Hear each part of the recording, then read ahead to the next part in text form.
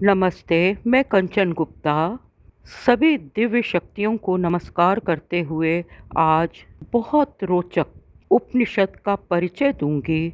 उसका नाम है कौशितकी ब्रह्म उपनिषद। ये ऋग्वेद का एक अंश है। इसमें 4 अध्याय हैं।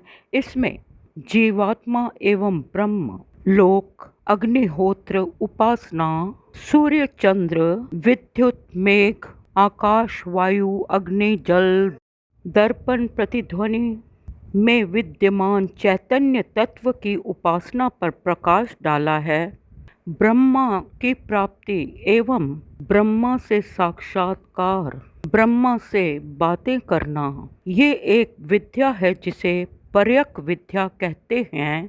प्रथम अध्याय में गौतम ऋषि अर्थात जिन गौतम ऋषि का दूसरा नाम अरुण उद्दालक भी है, उनका एवं गर्ग ऋषि के प्रपौत्र जिनका नाम महर्षि चित्र है, उनके बीच का संवाद वार्तालाप है। अर्थात कौशितकी ब्रह्म उपनिषद में गौतम ऋषि एवं गर्ग कुल के चित्र महर्षि का कथोपकथन है। महर्षि चित्र ने बताया कि जो जीव है वह मृत्यु के बाद अगर ब्रह्मलोक को प्रस्थान करता है तो अप्सराओं को देखता है, ब्रह्मा जी से बातचीत करता है और ब्रह्मलोक की प्राप्ति के लिए विशेष तपस्या करनी होती है।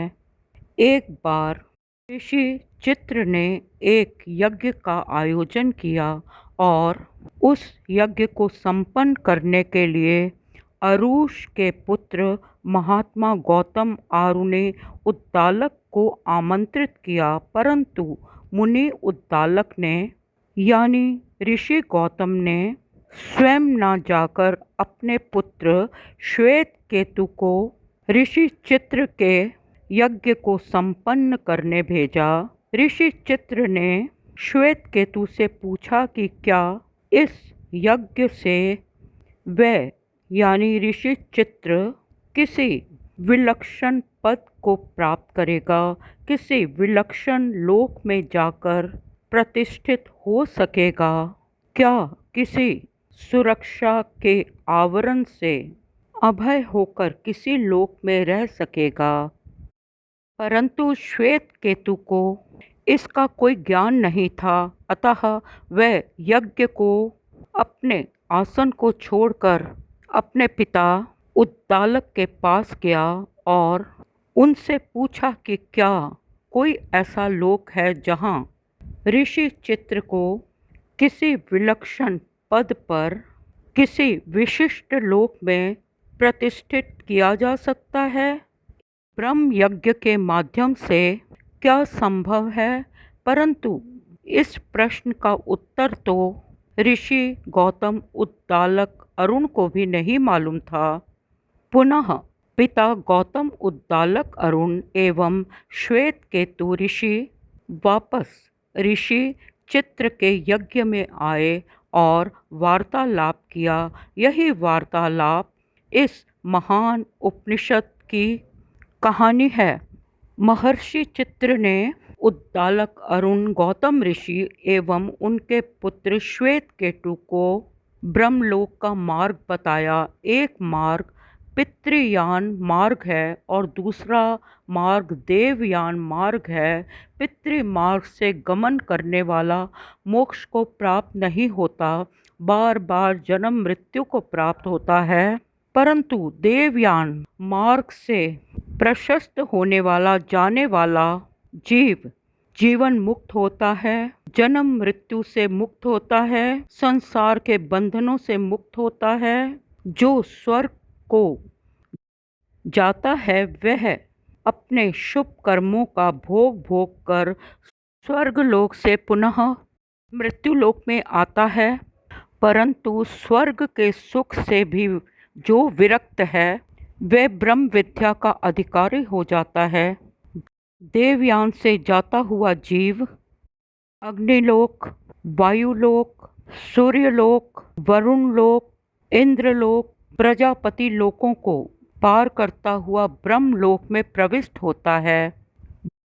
ब्रह्मलोक में प्रविष्ट होते ही ब्रह्मज्ञानी की विभिन्न इंद्रियां ब्रह्मगंध, ब्रह्मरस, ब्रह्म तेज, ब्रह्म यश, ब्रह्मनाद का अनुभव करती हैं। ब्रह्म सत्य है एवं जीव ब्रह्मा का अंश है। ब्रह्म द्वार पर, ब्रह्मलोक के प्रवेश द्वार पर अर नामक एक बहुत बड़ा जलाशय है, सरोवर है। ये जलाशय काम, क्रोध, लोभ, मोह, अहंकार, पापों जैसे जीव के शत्रुओं द्वारा निर्मित है। इस अर नामक जलाशय को पार करके जीव एक नदिया के किनारे पहुंचता है। उस नदी का नाम विरजा है। विरजा नदी के किनारे पहुंचकर और विरजा नदी के दर्शन करके जीव श्रम, व्यथा, संताप, दुख, वृद्धावस्था से विमुक्त हो जाता है। विरजा नदी के आगे एक वृक्ष है जिसे इला वृक्ष कहा जाता है। वहाँ देवताओं के कूप, जलाशय, सरोवर, वृक्ष, उपवन, फूल हैं। विरजा नदी अर्धचंद्राकार परकोटे से घिरी रहती है। यहाँ मोहिनी विद्या को लेकर बहुत से लोग भ्रमित करने आते हैं, भोग विलास की ओर आकर्षित करते हैं, परंतु इस मोहिनी के जाल में फंसना नहीं है और आगे जाना है। और इस सम्मोहन के जाल के आगे, इस जादूमय संसार के आगे, इस तिलस्मी दुनिया के आगे एक देवालय है। उस देवालय का नाम अपराजिता है, जहाँ एक वेदी है। उस वेदी का नाम विचक्षणा है और उस विचक्षणा वेदी पर ब्रह्मा जी प्राण स्वरूप विराजमान हैं। वहाँ अप्सराएं जीव को लेने आती हैं। ब्रह्मविद साधक का स्वागत करती हैं। साधक को दिव्य वस्त्रों एवं गहनों से सुसज्जित करती हैं। इस प्रथम अध्याय के पश्चात अब हम द्वितीय अध्याय में पढ़ते हैं कि दूसरे अध्याय में प्राण तत्व, सूर्य, चंद्र उपासना के विषय में कहा है और पिता द्वारा पुत्र को उत्तराधिकारी बनाने के नियमों का विवेचन है। पिता द्वारा उत्तराधिकारी को देने के नियम प्रतिपादित हैं। कौशितकी ब्राह्मणोपनिषद में तृतीय अध्याय में इंद्रदेव एवं दिवोदास राजा के पुत्र प्रतर्दन के पारस्परिक संवाद हैं, वार्तालाप है, कथोपकथन है। जब देवताओं और राक्षसों में युद्ध हो रहा था, देवासुर संग्राम था, तो प्रतर्दन देवताओं की सहायता के लिए देवलोक गए और देवताओं के पक्ष में युद्ध किया और देवताओं के पक्ष में युद्ध करके अपना शौर्य एवं युद्ध कौशल दिखाया।